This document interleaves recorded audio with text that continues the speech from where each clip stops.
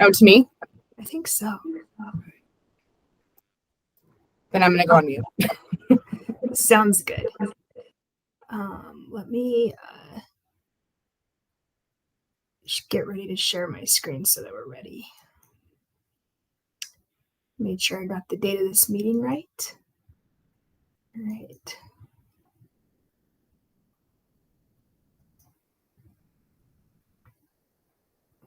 We'll give it one more minute and then we'll jump in at 2:03.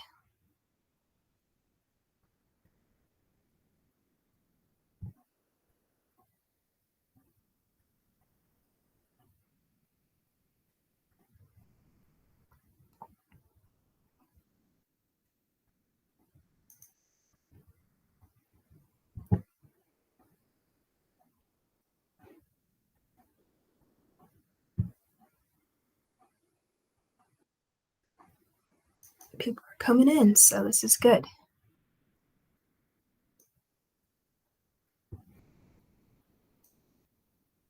All right.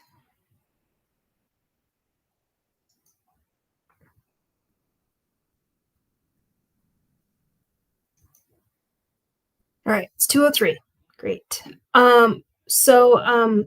Thank you everybody for joining us this afternoon for the Broadband Consult Group presentation and just group discussion. Hopefully everybody had a nice holiday and everything like that, and your month's off to a good start.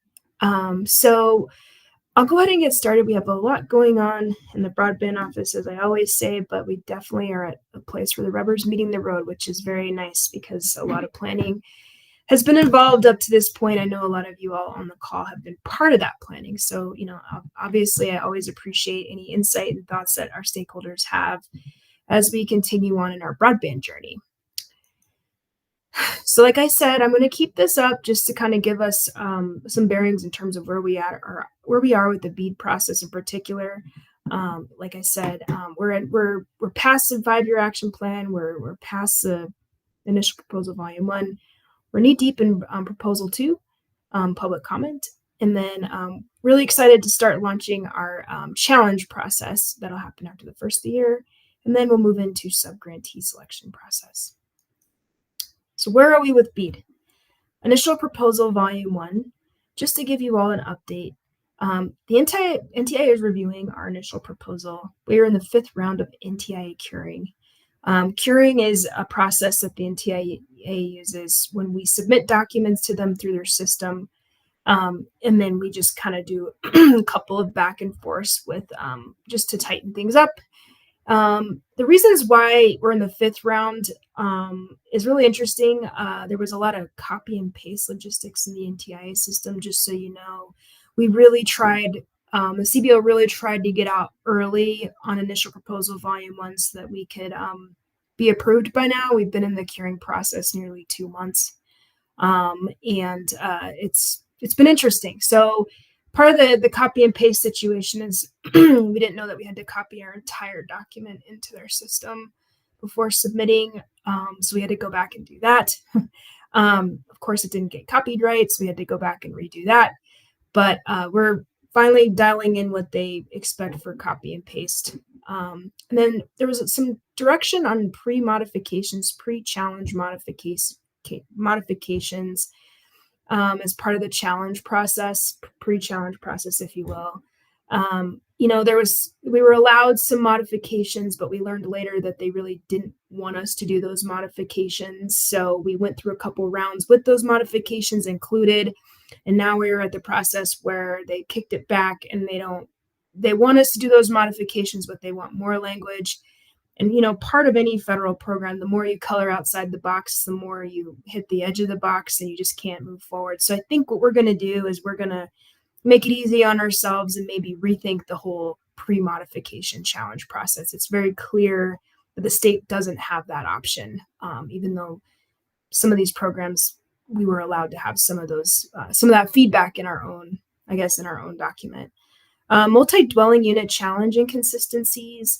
There was a lot of direction around, are they allowed, are they not allowed in the pre-mod challenge, the pre-modification process. They felt like we could include it, but then we we're told it'll not to really include it, so we stripped it away because it was going to be part of the challenge process. So a lot of just inconsistencies around are MDUs even okay? And I think there was this effort by Education Superhighway.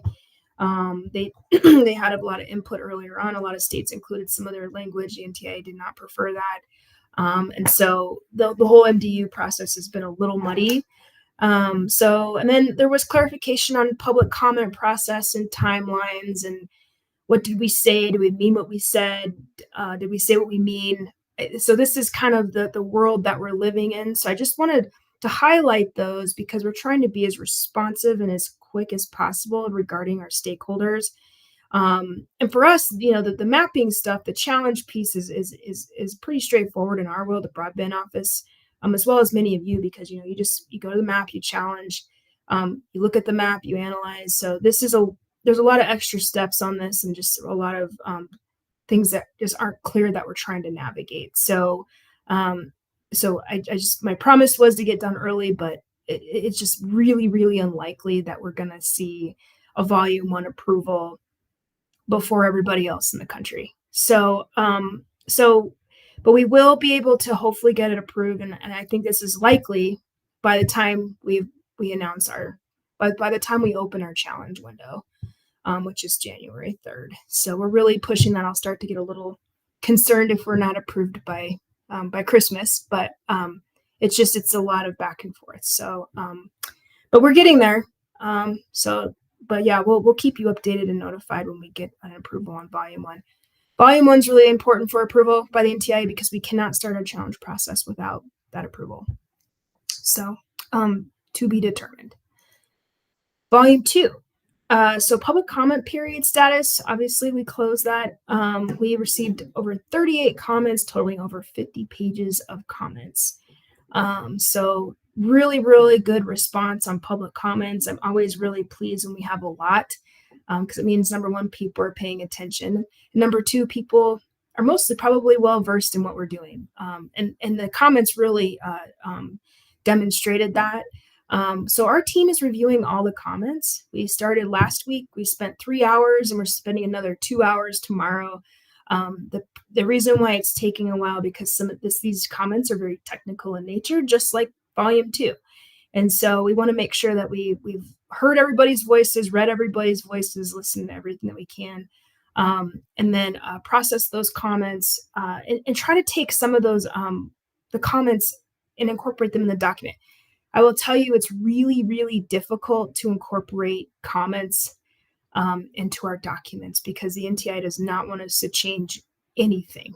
So, and when we try to change stuff, it gets changed back, and then we have 5 rounds of curing. So we will do our best to try to take feedback that's practical and makes sense for the program that the NTIA will like. But here's a couple of different themes. And again, these are just our initial themes because we still have to review. There's a support for diversity in technology applications. Obviously, fixed wireless had a huge presence in our comments, as well as satellite and a few others. Industry really wants to develop their project areas instead of the CBO. I'll just say that because that was something that happened quite a bit in the comments. There was a desire to rethink census blocks. So we're going to meet with some folks this week to talk about census blocks. Census blocks we've been using for a long time in our broadband programs, and quite honestly, that's how we divvy up money in terms of census block is a methodology that a lot of programs use at the federal level. We'll see what we can do there. Again, not really hopeful because the NTIA will probably want us to use census blocks, but we'll do our best to accommodate what we think is reasonable for the NTIA. There was a desire for more time allocated to the application process. Some people felt like 45 days was not enough. And so, in terms of the process itself, we want to be responsive to the time it takes to fill applications. I know these documents are really technical and there's a lot in submitting an application to these robust federal programs. So we acknowledge that, but we also acknowledge that, this is already almost a 12-month process when you take into consideration all the things that we have to do. So I'm just hopeful that when we do roll this out, that people have had enough time to prepare before we roll it out. So if you're thinking about broadband projects today, like you should be probably developing those projects so that you can squeeze them into the window that we have.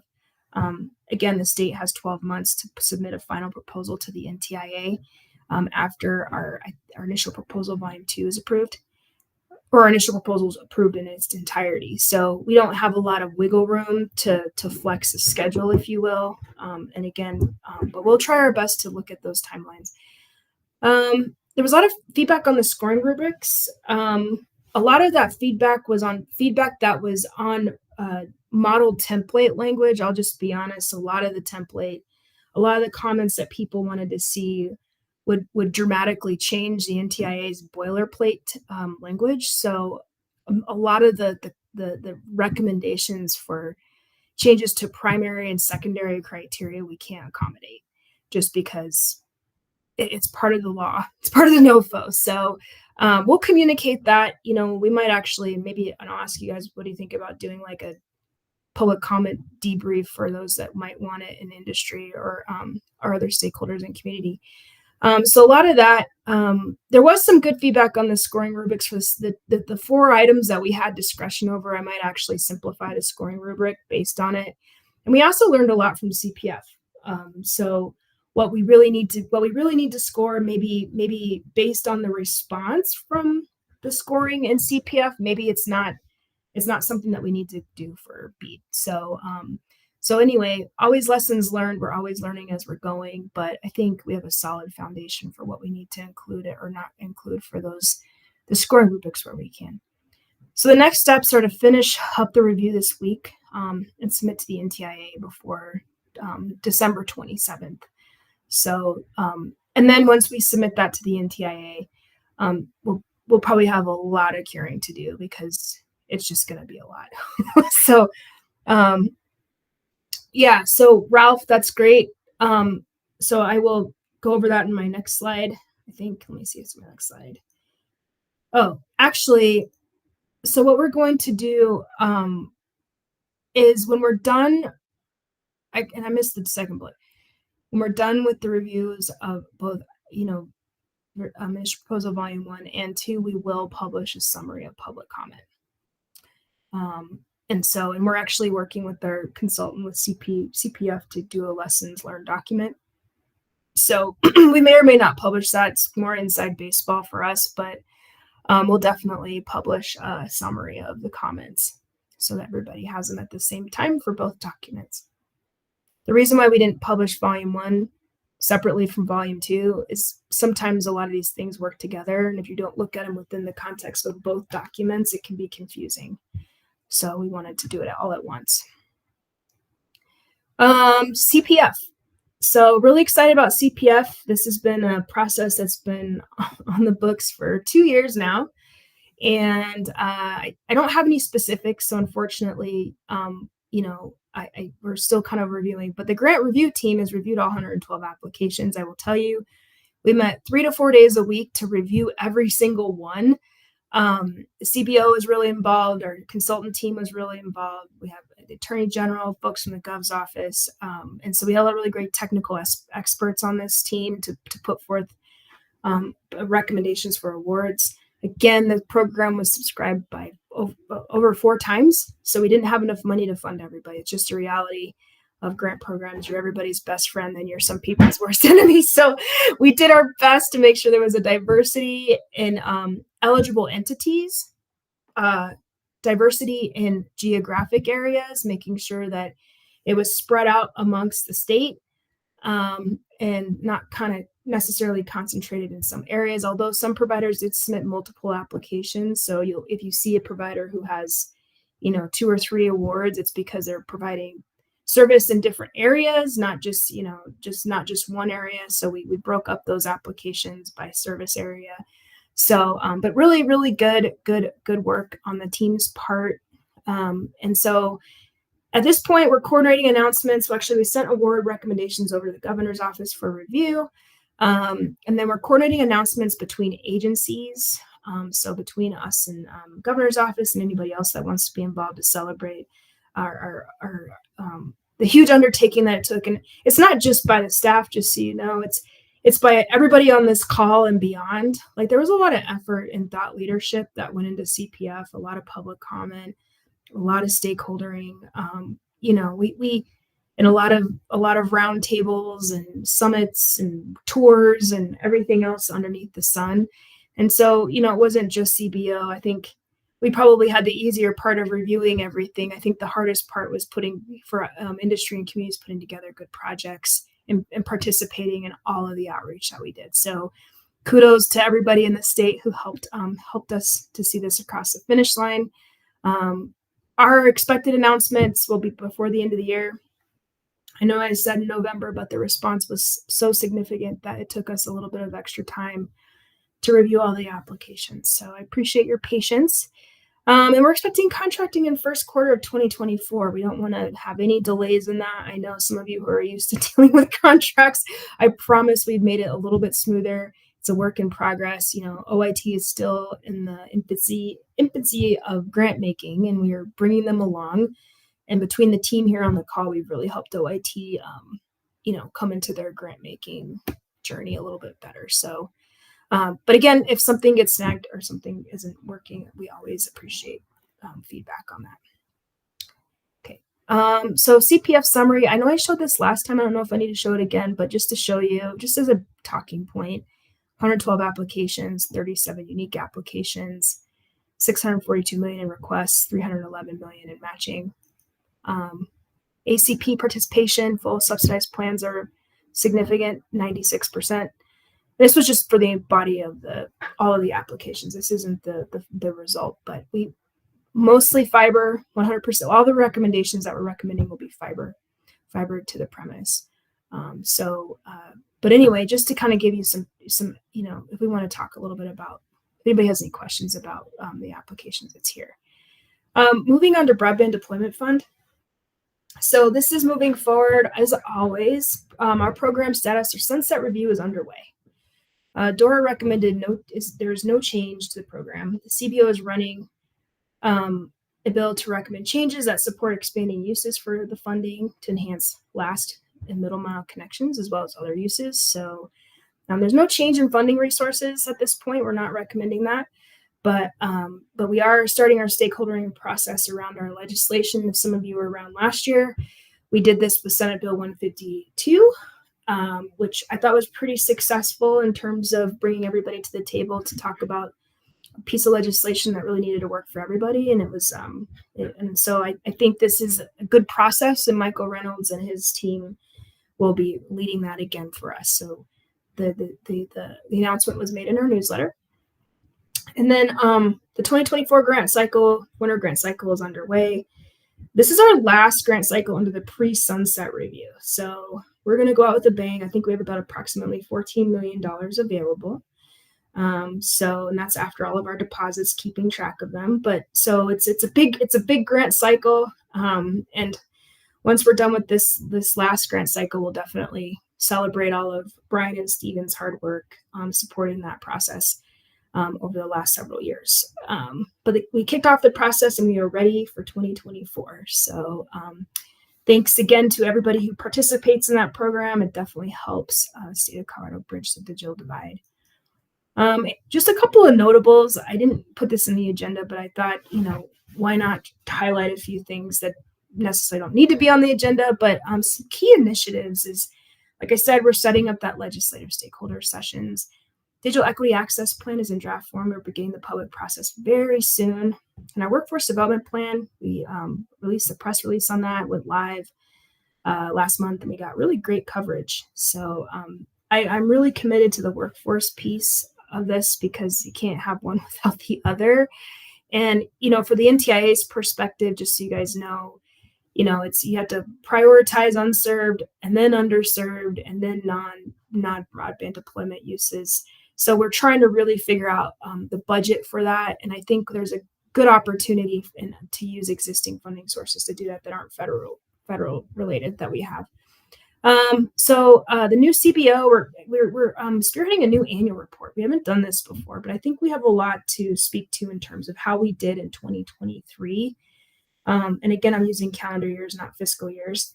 But a lot of grant programs do this. And so, or a lot of programs in general. So staff is spearheading an annual report that we'll start to do every year, showcasing what we've done, where we're headed, and thanking our stakeholders for all the support. So we're really excited about that. And then the new middle mile program was proposed in this year's budget. I'll go into a little bit more detail once I have a good sense of where we are. It's been approved so far through the process. So, we've had really great support from the governor's office, the budget office, and now, it's in the legislature's hand, and JTC too. So we're all kind of recognizing that we need to wrap our minds around our middle mile situation at the state and improve it. And I think this will go a long way. And then we're working with CDOT closely on fees and process in 2024. That's always ongoing. I wanted to mention it here just so you guys know that we are engaged in that conversation.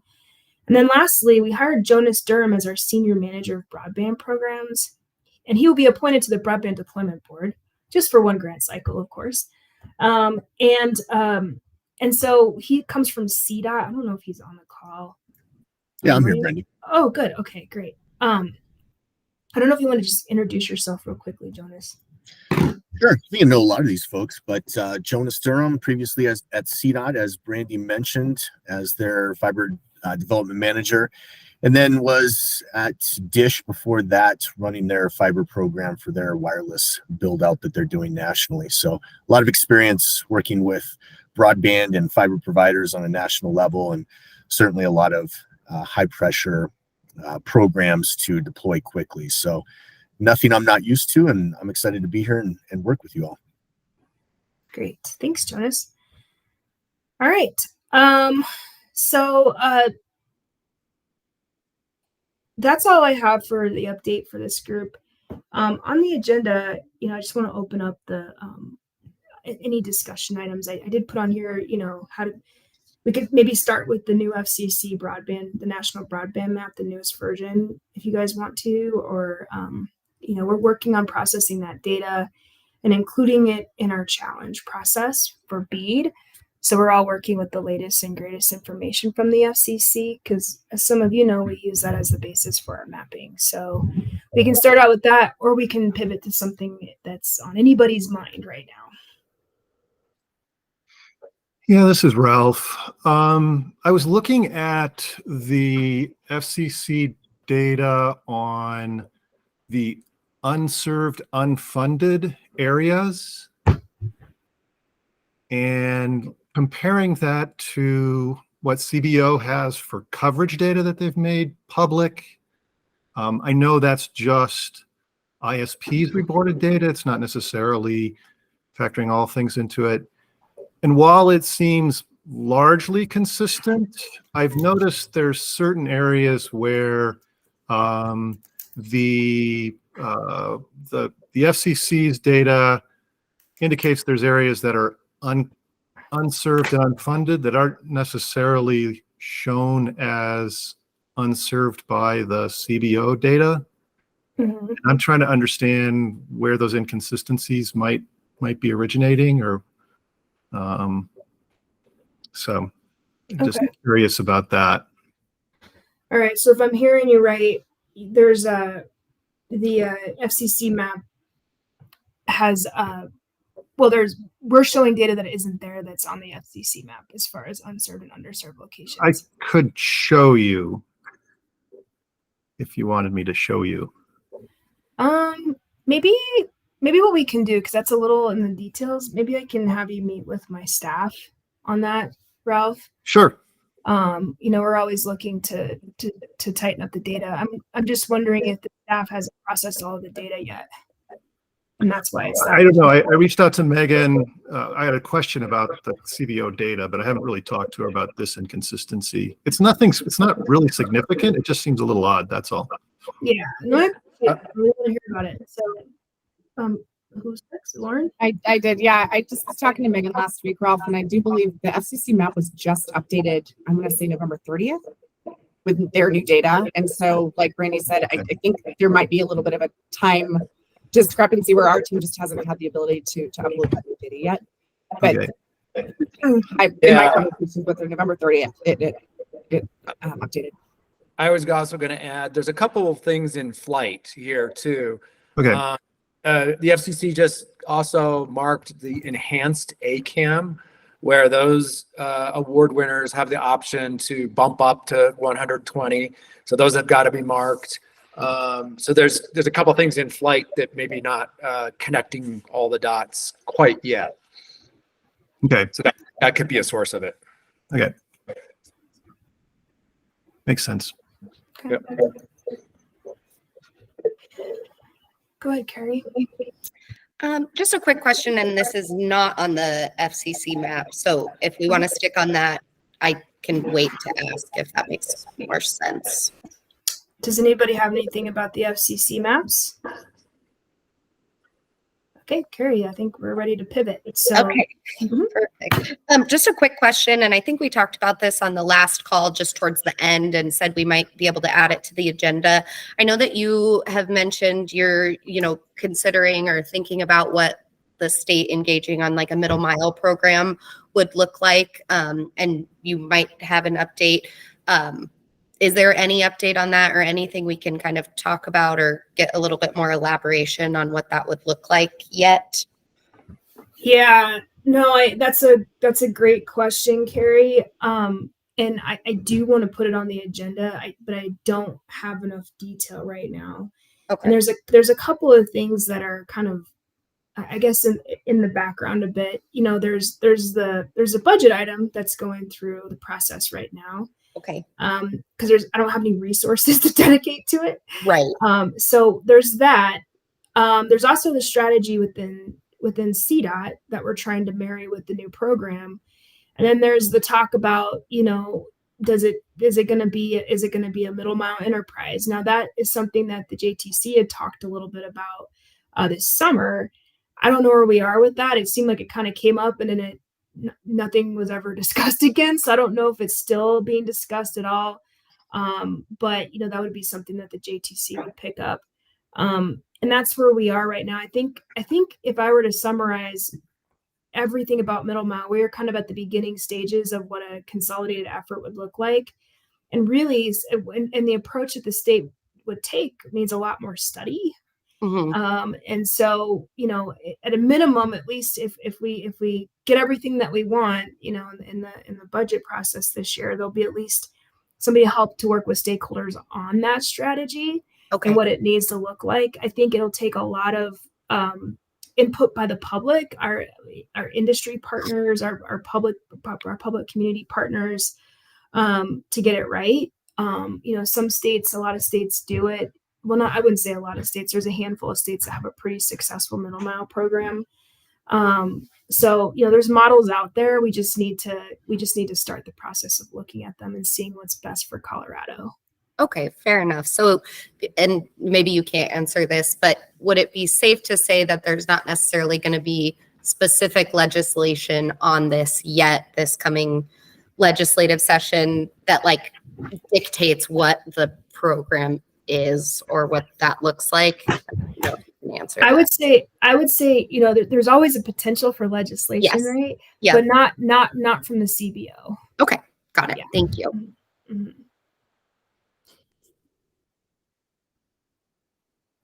It's probably been addressed before, but on the DOLA part of it, it sounds like they are extending their funding, and I'm sure you're aware of that, but I don't remember if we discussed it in this forum or not, but for another year for the $5 million that EIAF earmarked middle mile funding, similar to what they've done in the past years. So I think with the intention of some overlap to whatever gets defined from the CBO level going forward. Does that sound right, Randy? Yeah, that's right. So I'm aware that DOLA is extending, we talked about that earlier this year, extending it another year to give us the ability to take the time to spend to consolidate that effort under CBO. It has to be state money. It can't be federal money. There's no federal money for middle mile. And if there is, that's usually not funded as significantly. It's mainly last mile funding, which we're executing now. So but yeah, the idea would be to consolidate that effort under CBO. And I'm glad that DOLA is extending, because I feel like without that 5 million, I feel like a lot of folks would have a hard time with deploying the last mile into their communities, and a lot of that middle mile activity, CNLs and stuff, the carrier neutral locations, a lot of communities are able to set up public-private partnerships, so it also benefits industry as well. So we support that, and hopefully eventually it'll come over to CBO, because what I've found is, what DOLA is doing is great, but it leverages different activities that are occurring in other agencies, and so typical government, the right hand doesn't talk to the left hand sort necessarily. So where there's like a consolidation of effort and strategy, I think it's a little bit easier for our constituents to manage the process that we have at the state for middle mile. So next year I'm hoping, and a lot of it really relies on what gets approved this year. So if nothing gets approved, then we'll have to wait another year. So really trying to be bold in our thinking and our approach, but also trying to be a little bit more methodical, making sure we set things up correctly so that they work for the agencies as well as our stakeholders. Randy, on that topic, I mean, it's where DOLA has been doing great work for us in our southwest corner. So and I'm not knocking on change at all. Change is good, but I'd be just concerned of just making sure that if the CBO does take it over, how can we, when can we voice those opinions, just to make sure we kind of have DOLA representation, meaning the same, it's not as much the reporting requirements, et cetera, all these hoops you have to jump through. I just want to make sure we don't reinvent the wheel there.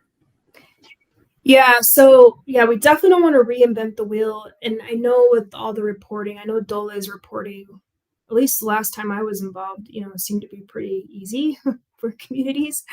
And so what we would want to do, and if we have state money, we definitely have reporting requirements, but with the feds, it's like, that times 100. And we have to, because we get audited and so forth. But where we would make sure that, DOLA would be part of the process, because, we would want to engage the regional managers. I know Greg is the broadband representative for DOLA. So we would make sure he's included in our strategy planning, our grant reviews, so that, there's not like a disconnect between CBO and DOLA, and we're not reinventing the wheel in CBO while DOLA is doing it, awarding out money and working with communities. So it's been a little of a tricky situation. It's been a little bit of a tricky transition, because DOLA is still doing broadband, and I feel like, but I think a lot of that's because we are not set up to take over DOLA's, not take over, because that sounds terrible, but to collaborate more with DOLA, because we don't have those resources. We're so focused on the federal programs. So I'm hopeful that we'll try to avoid that. And the other thing too that you should know is that, OIT, we have the ability to do rulemaking, and rulemaking is a really great process. We have the legislative process, which is also a great tool for having your voice heard and so forth, and making change. But, the rulemaking is a lot more nimble and closer to our work in some ways. So OIT is, we're going to leverage that tool for CBO. We have the authority to do it for broadband. And anytime there's changes that we think that really need public input, which quite honestly, almost everything at this point is, which is not a bad thing. We want to use that resource to help, initiate public comments around, either policies or administrative processes to some degree, and do it more and be more responsive, because you can be a lot more responsive and more timely with that feedback through rulemaking versus the legislative process, which takes a long time. So we're hoping that helps as well in terms of helping people feel like they have a voice in how we approach our broadband programs. Thank you very much. And on a note on the legislation side, at least, as you've stated too, left hand doesn't talk to the right, and unfortunately legislation is necessary at times, but I look forward with the OIT and CBO, and we're all working together here on benefiting the state. So this is great. So thank you. You're welcome.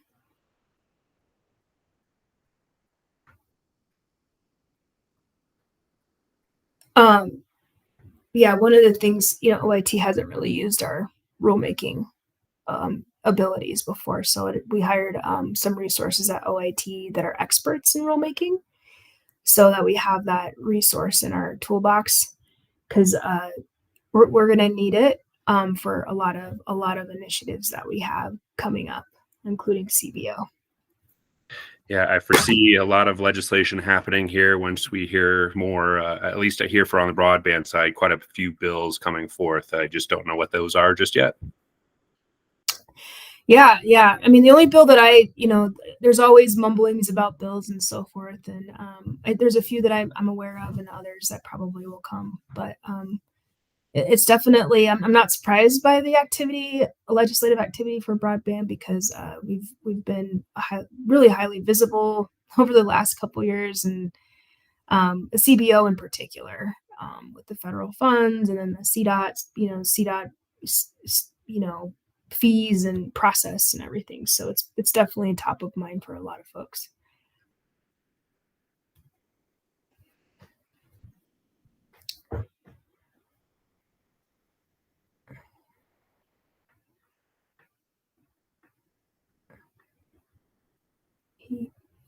Who's on it? Go ahead, Eric. Slightly different topic, but it does address the same kind of issue of potentially expiring funding at the state level. I noticed last time that we talked about the Broadband Deployment Board's ongoing funding being kind of and sunsetting, I think was even on the agenda, and just don't know that we talked about it. And I guess just overall some concern or hope that we're addressing that these state level funding mechanisms, whether they be the middle mile funding, which is probably what DOLA has that you guys are working on, but also with the Broadband Deployment Board, these are programs that I know have made an impact probably across the state, but particularly in my area in Western Colorado.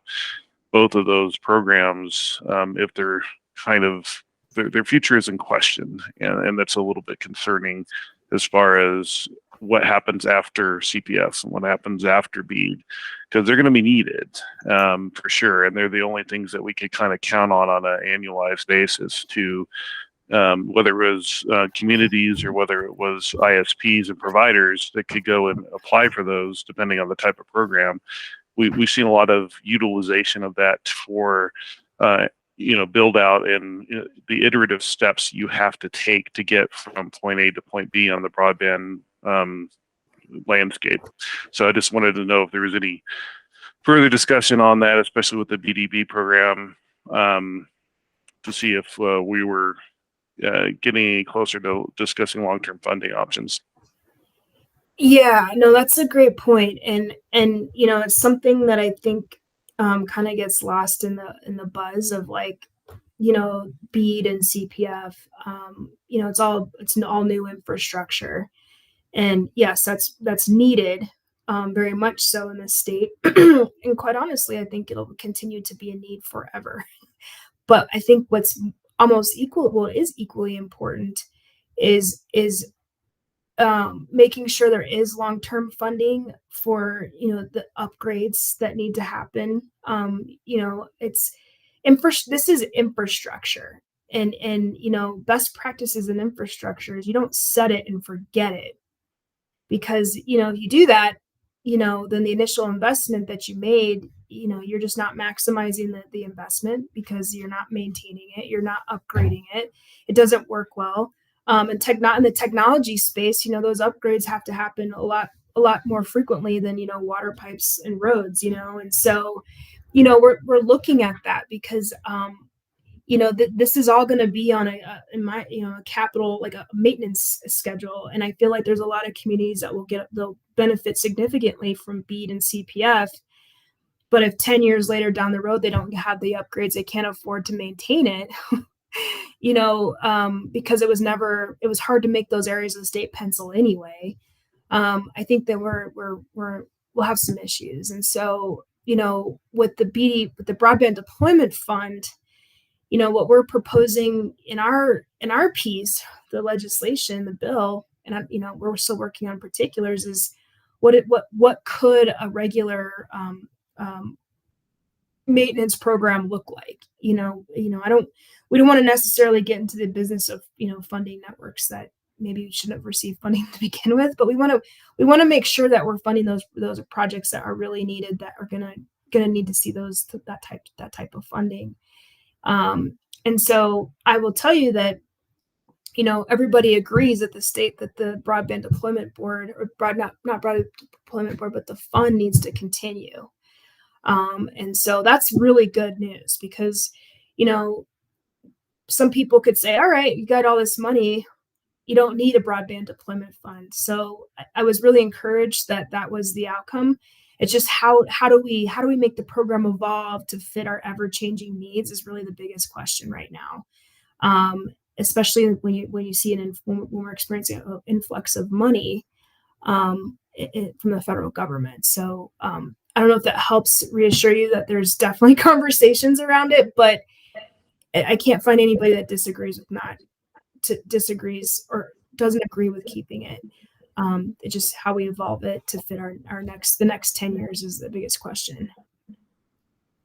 And Eric, I might add, you're probably already going to be involved anyways, but you might tune in to Michael McReynolds' stakeholder meetings coming up, because that's the whole idea is, what if that is continued, what could we expand it to do other than just last mile projects under the current statute? What could we do? So definitely tune into those. Thanks for that, Judd. Thanks, Judd.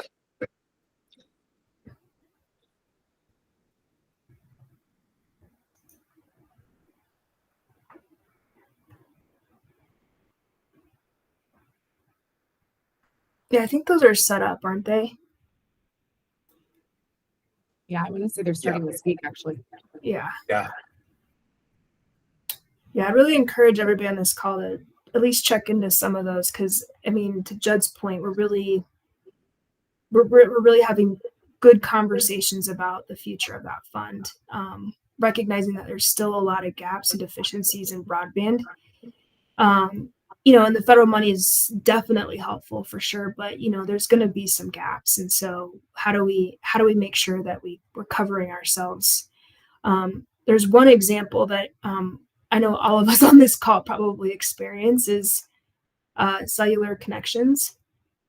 There's a lot of dead spaces in Colorado, which it's a problem for consumers, but it's also a problem for public safety.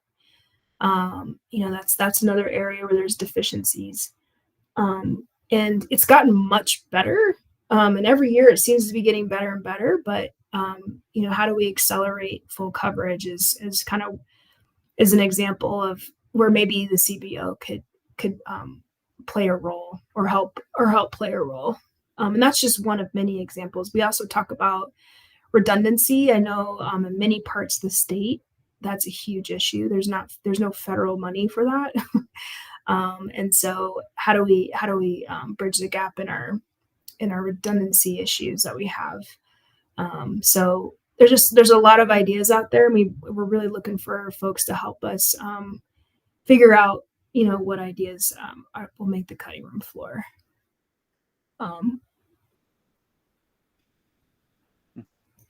Let's see, what did Dan say? Oh yeah, cell tower grants using SLFR and CPF. Yep. So other states are doing this, and that's a good point, Dan. Like when I look at the ideas that we're floating for the high cost support mechanism fund. Now, granted, some of these are used for I don't know how they use cell towers for CPF. That's interesting. Unless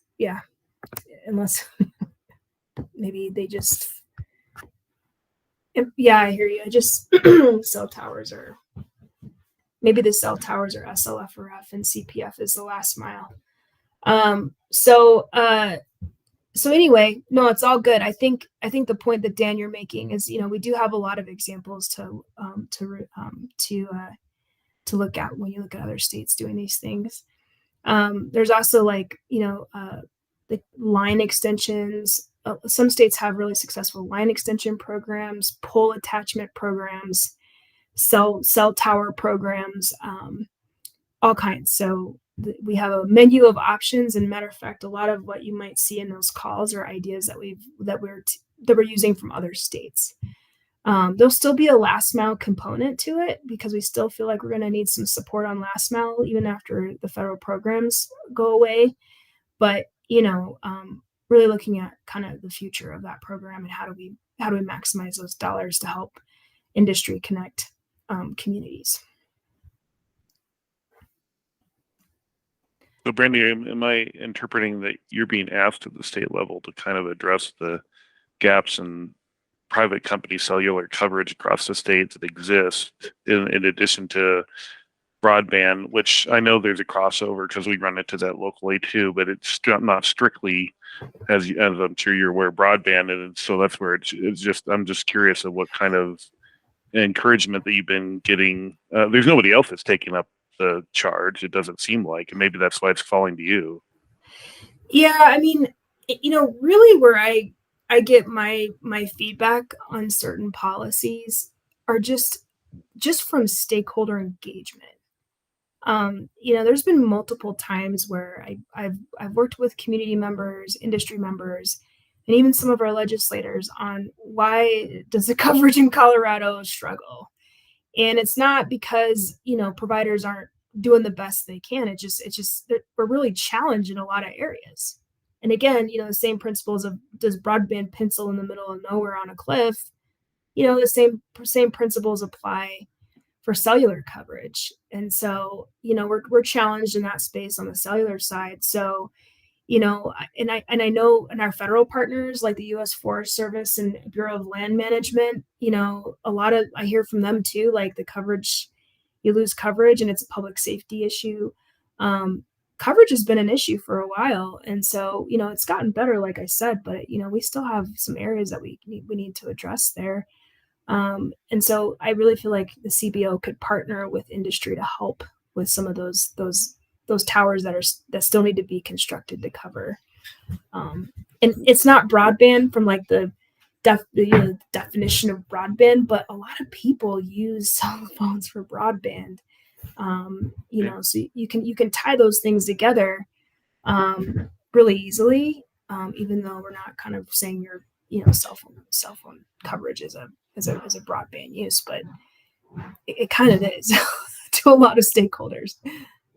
Well, the public is what I find here.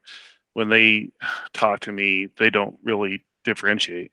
When they think, if I'm involved with broadband, I'm also involved with the cellular towers. And to some extent, that's true because out of necessity, as you say. One way that we in our area were able to address it, ironically, that we're talking about that was through the Broadband Deployment Board locally. We actually built several cellular towers for last mile, or they were actually not listed as cellular towers, but we specified them in the actual broadband. It was when DORA had it, not when CBO had it, but we actually spec'd them to be able to take a full sector type cellular load on the instead of just doing strictly a fixed wireless tower.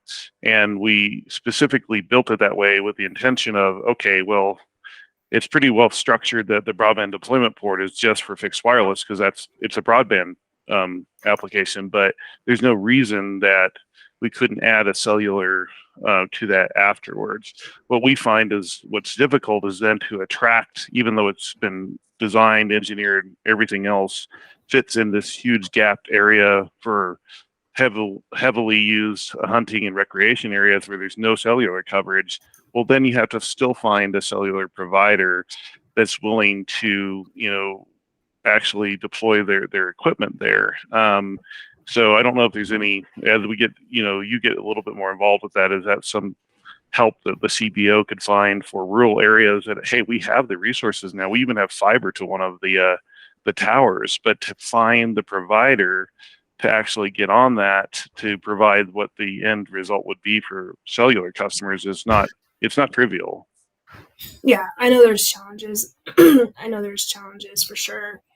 And there's ways to try to attract providers. I think, once we look at our new strategy for the sunset, for the post sunset review, we can certainly brainstorm around what that might look like. I have some initial ideas based on what you said, but it'll require a lot of public thought and subject matter thought too. So we could bring that back to the group. Anybody else?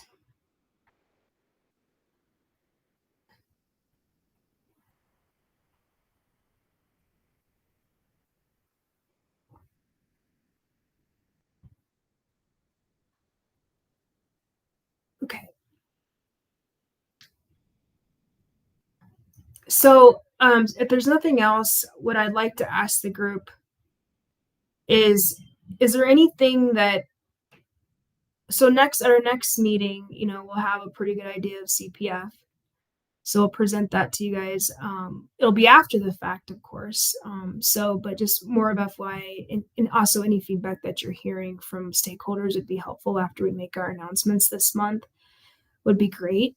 And if you have feedback, obviously, but before our next meeting in January, certainly send those our way. And then, we'll talk a little bit about legislation. At that point, we'll have gone through some of our budget hearings. We'll be talking about legislation pretty specifically as well. Don't want to replicate what Michael's doing on those ledge calls, but definitely if there's any ideas that you have here, we can certainly discuss them too. I anticipate the legislation group to be much larger than this one. And then, is there anything that you're thinking about that you want CBO to maybe come back? I know, Carrie, you talked a little bit about the middle mile. As soon as I have details, I'll share those, of course. But is there anything else that anybody wants to learn more about or discuss as a policy matter?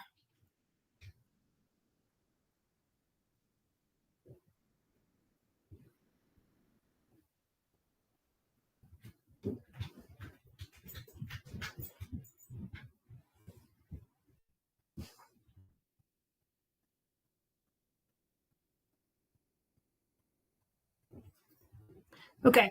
All right. Well, if there's nothing else, then I'll give you guys a few minutes back in your day. But thank you guys so much for taking the time today to talk to the CBO about our initiatives. And so I know you guys are busy people, so I appreciate the time. So we'll check in next month and have a good holiday season. Bye.